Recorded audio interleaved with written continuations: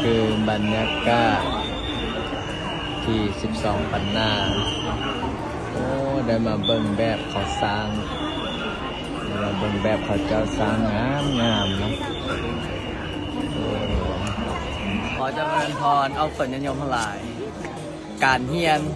อาจจะใช้เวลาแต่มันก็คุ้มค่าเพราะว่าการเฮียนนั้นนะสามารถ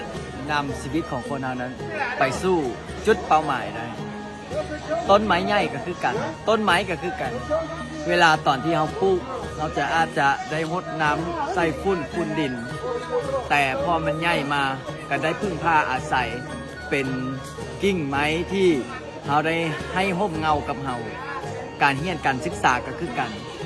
มันอาจจะใช้เวลาเนาะต้นทุนชีวิตของคนเฮาคือกันทุกคนนิยมเฮาบ่ต้องไปดูถูกเฮาบ่ต้องไปเปรียบเทียบกับใครเพราะฉะนั้นแล้วให้เชื่อมั่นตนเองเด้อทุกอย่างต้องใช้เวลาเนาะ